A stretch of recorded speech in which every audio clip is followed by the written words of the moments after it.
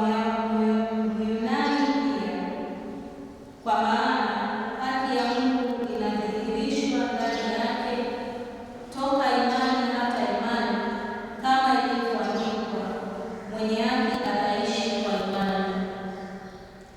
Kwa maana ghadhabu ya Mungu imedhihirishwa kutoka mbinguni juu ya uasi wote na uovu wa wanadamu waipingao kweli kwa uovu, kwa kuwa mambo ya Mungu yanayojulikana yamekuwa dhahiri ndani yao, kwa maana Mungu aliwadhihirishia.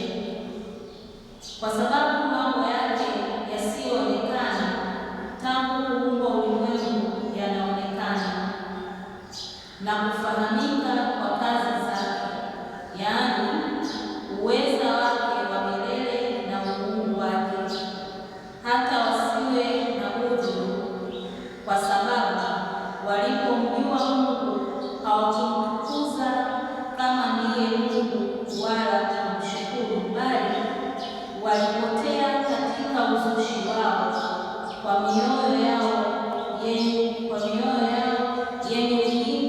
ikitiwa giza,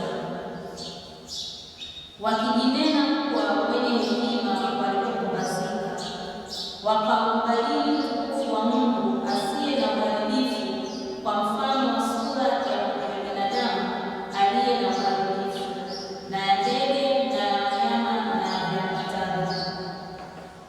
Kwa ajili ya haya Mungu aliwaacha katika tamaa za mioyo yao, waufuate uchafu, hata wakavunjiana heshima miili yao. Kwa maana waliibadili kweli ya Mungu kuwa uongo, wakakisujudia kiumbe na kukiabudu badala ya Muumba aliyeinuliwa milele. Amina. Hili ndilo neno la Bwana. Wimbo wa kati. Mbingu za uhubiri utukufu wa Mungu.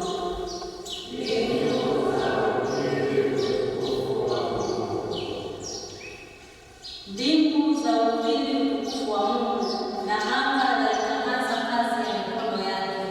Mchana husemezana na mchana, usiku hutolea usiku maarifa.